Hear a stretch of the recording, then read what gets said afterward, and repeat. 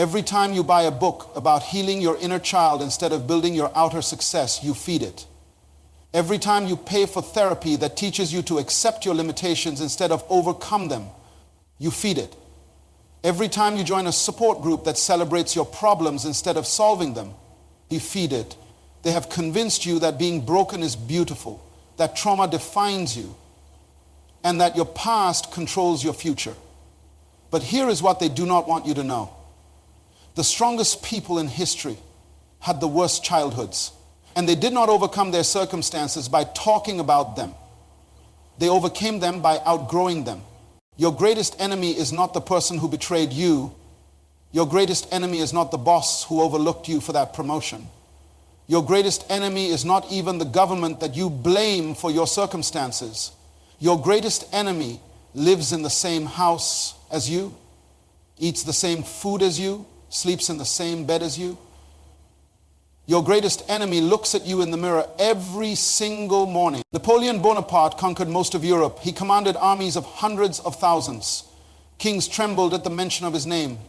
But Napoleon was not defeated by the British at Waterloo. Napoleon was not defeated by the Russian winter.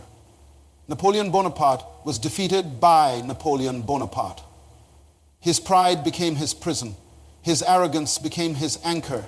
His ego became his executioner. The man who conquered nations could not conquer himself. Right now, as you sit there listening to me, there is a war raging inside you. It is not a war between nations. It is not a war between races. It is not a war between rich and poor. It is a war between two versions of yourself. There is the strong you and the weak you. There is the disciplined you and the undisciplined you. There is the courageous you and the fearful you.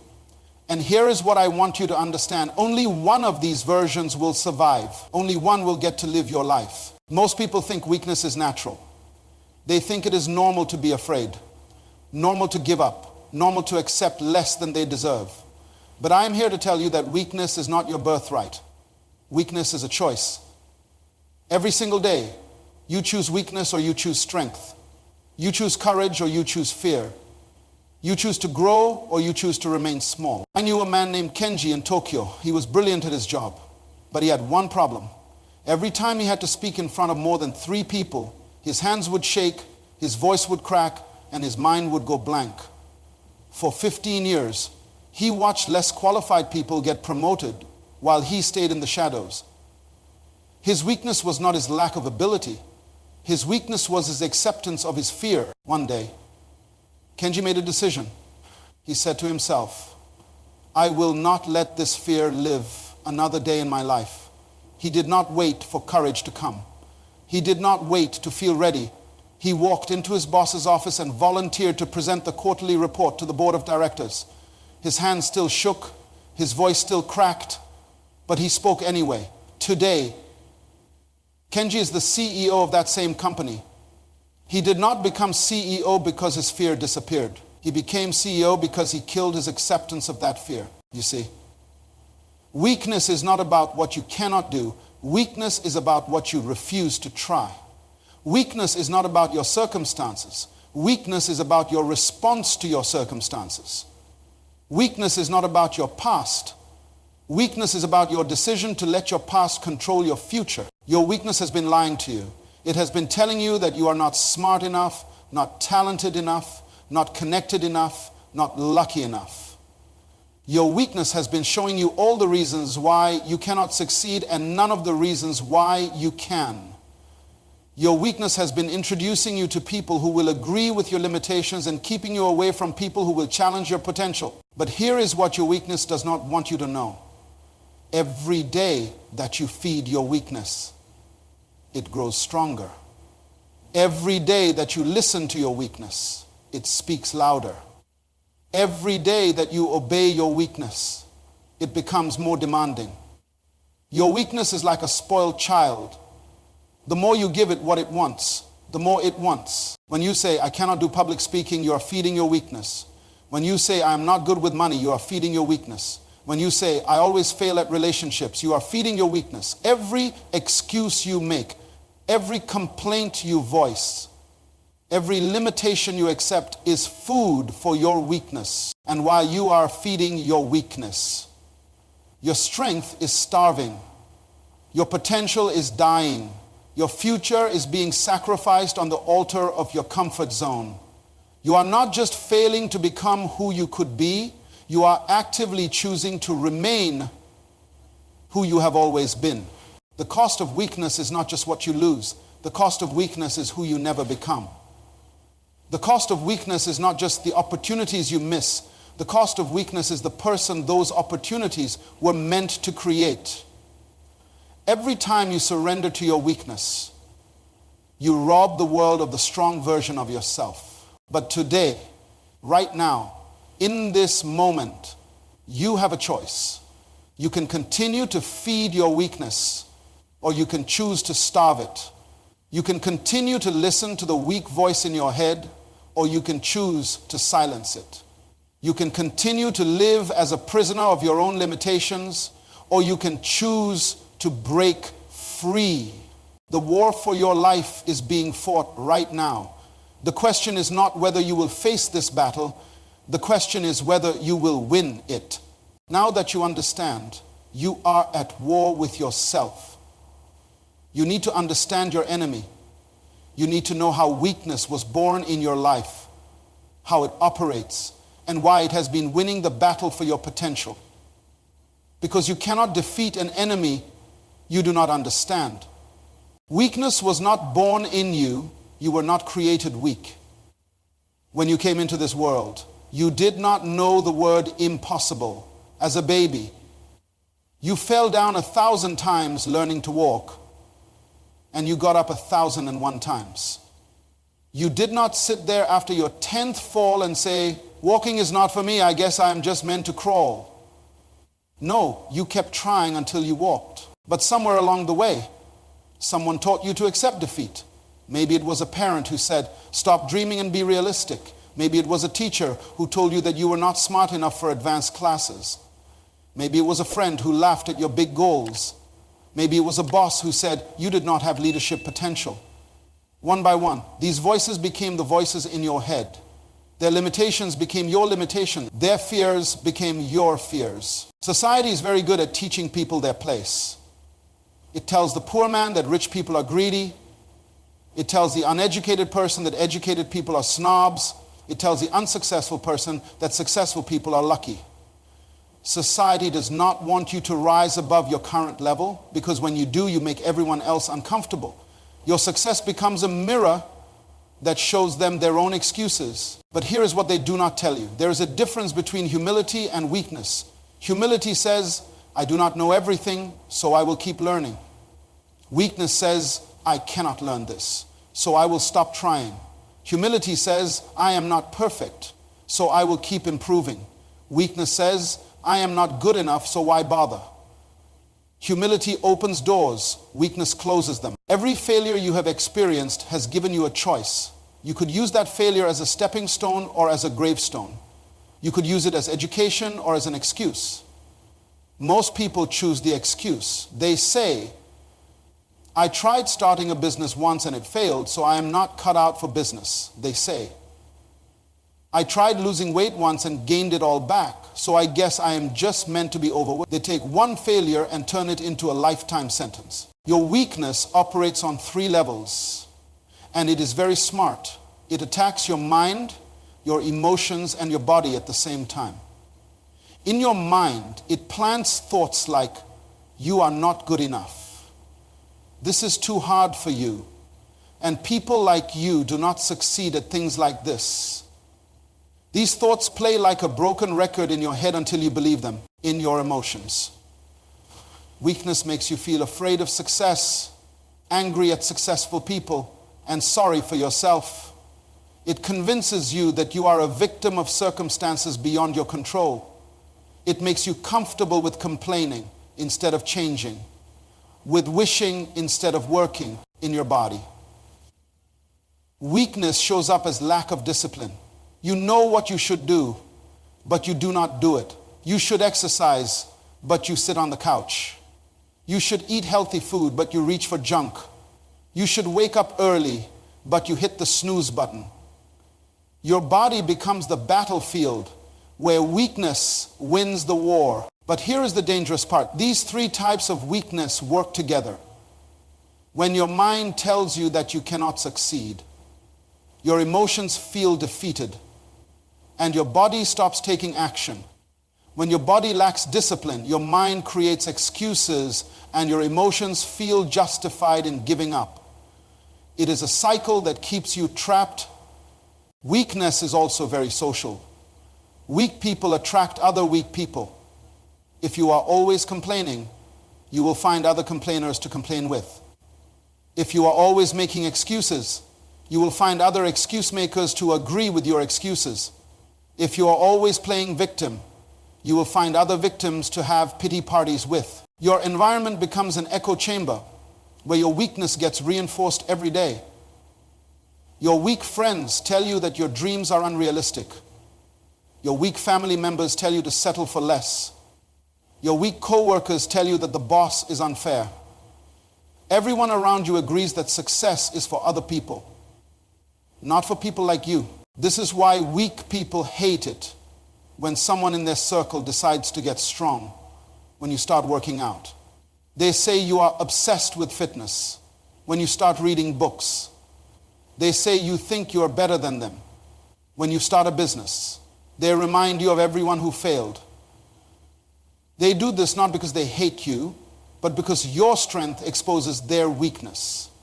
But once you understand how weakness operates, you can begin to defeat it. Once you see the game it is playing, you can stop playing by its rules. Once you recognize the voices of weakness in your head, you can choose to stop listening to them. The anatomy of your weakness is complex, but the solution is simple. You must declare war on every weak thought, every weak emotion, and every weak action in your life. You must stop feeding weakness and start starving it.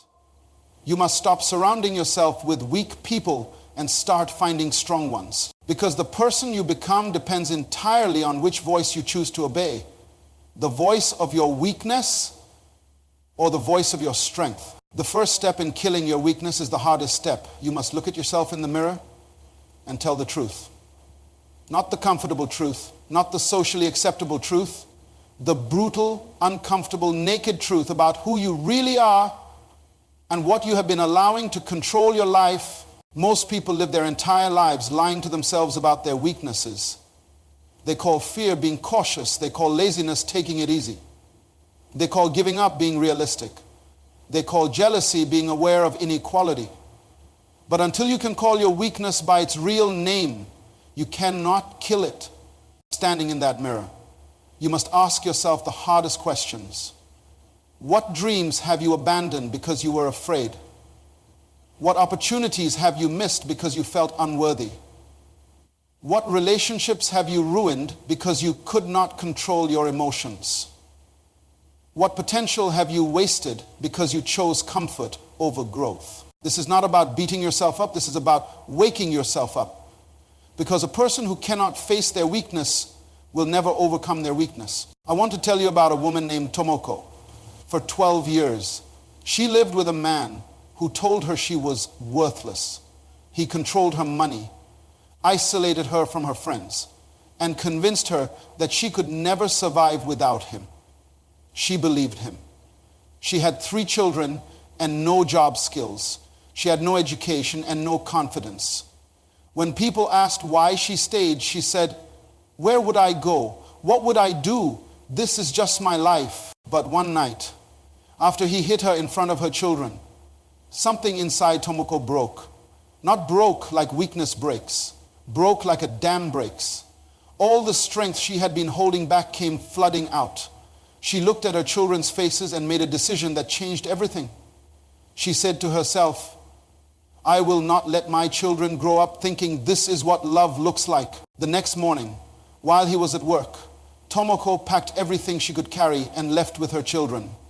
She had $47 in her pocket and no plan beyond getting away. But she had made a choice. She chose to be afraid and take action instead of being afraid and staying trapped for the first 6 months. They lived in a shelter. Tomoko got a job cleaning offices at night while her children slept. She worked from midnight to 6 in the morning.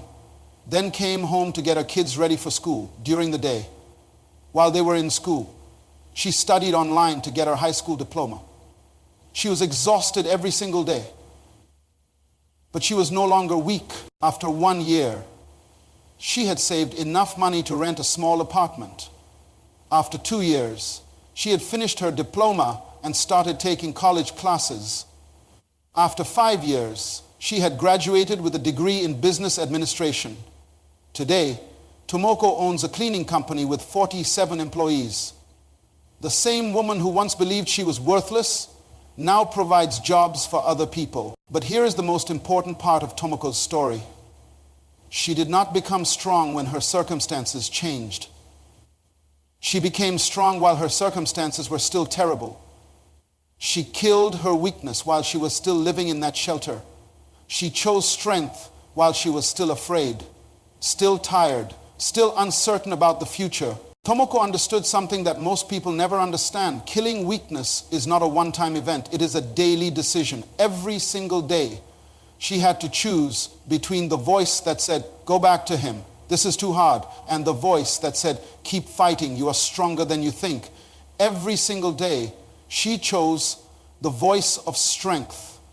This is your daily war. Every morning when you wake up, weakness will present you with options.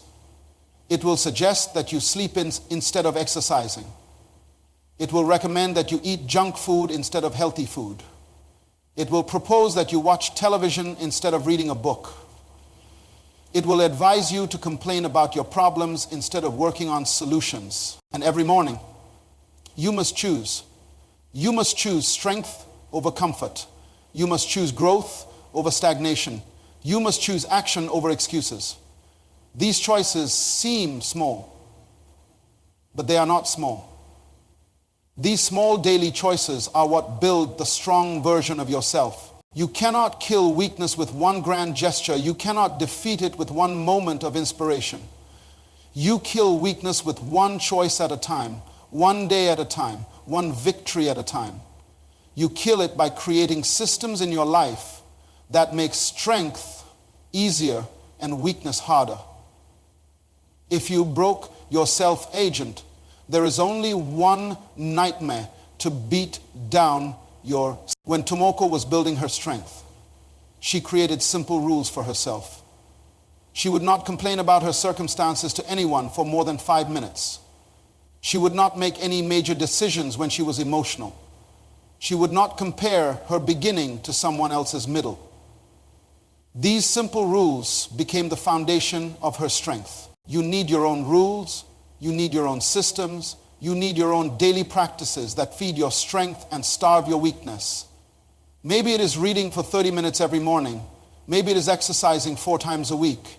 Maybe it is saying no to activities that drain your energy and yes to activities that build your potential. The battle for dominance in your life is not one in the future, it is one today. It is one in the next choice you make, the next word you speak, the next action you take right now as you sit there listening to me. You are either choosing strength or choosing weakness. You are either moving toward the person you want to become or away from that person. The war is happening now. The question is not whether you will fight. The question is whether you will win. When you consistently choose strength over weakness, something extraordinary begins to happen inside you. It does not happen overnight. It does not happen with fanfare or applause, but it happens day by day, choice by choice, victory by victory. You begin to transform into someone you have never been before, the strong version of yourself at first. The changes are small. You notice that negative thoughts do not stick in your mind as long as they used to. You notice that other people's opinions do not affect your decisions as much as they once did. You notice that challenges that used to terrify you now just look like problems to be solved. These small changes are the early signs that weakness is losing its grip on your life, but strength builds upon itself in ways that weakness never could. When you choose to exercise instead of staying in bed, you build physical strength. When you choose to read instead of watching mindless television, you build mental strength. When you choose to save money instead of spending impulsively, you build financial strength. Each strong choice makes the next strong choice easier to make. This is what I call the compound effect of strength. Just like money grows faster when you reinvest the interest, your strength grows faster when you build upon each victory.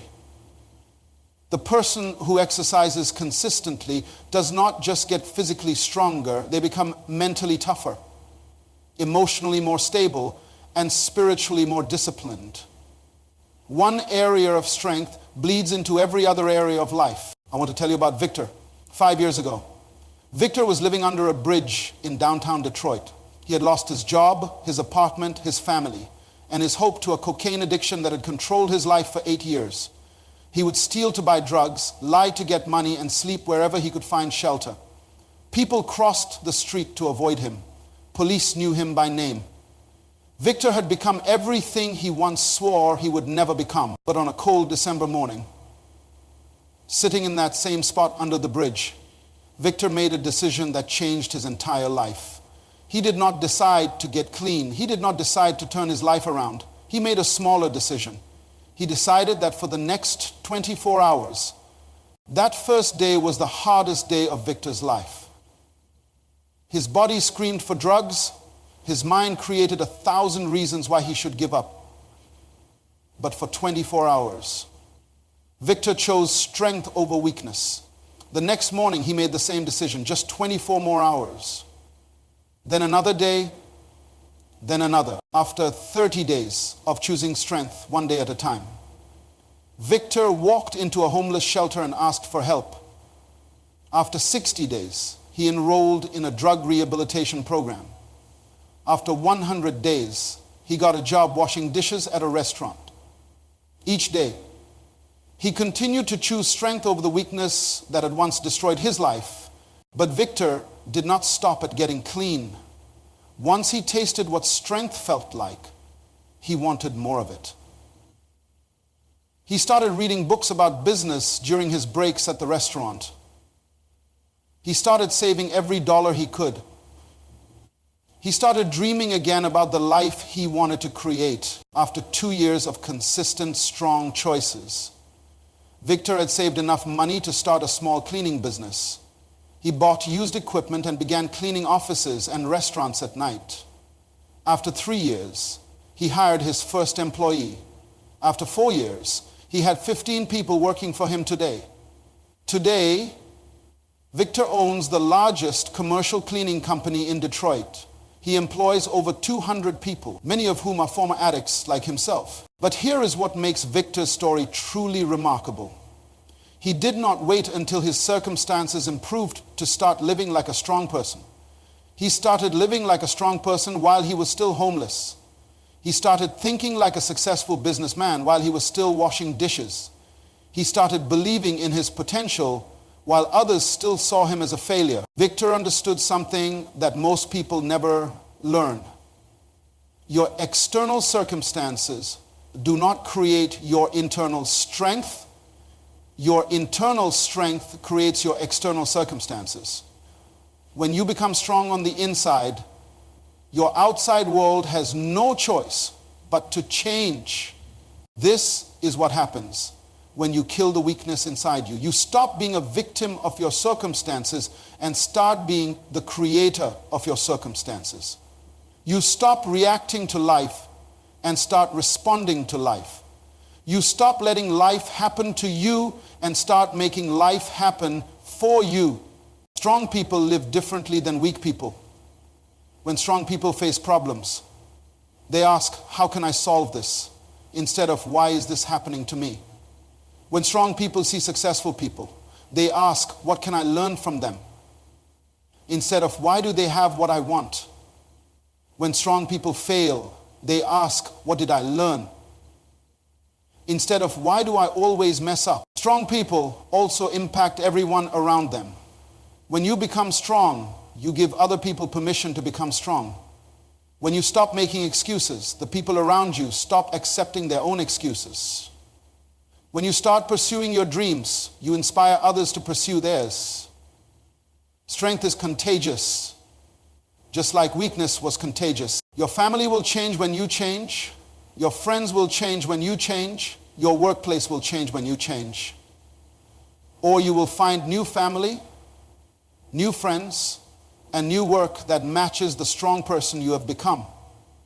The universe responds to strength in ways it never responds to weakness. But living as the strong version of yourself requires constant vigilance.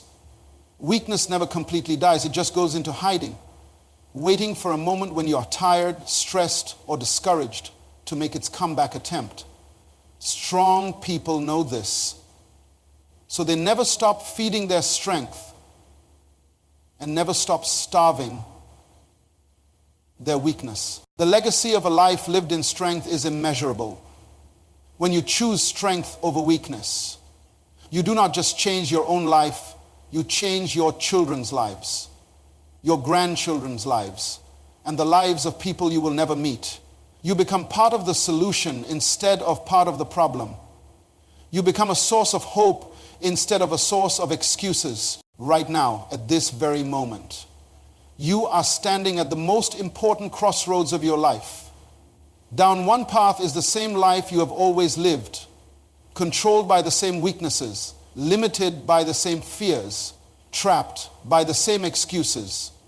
Down the other path is the life you were meant to live, a life of strength,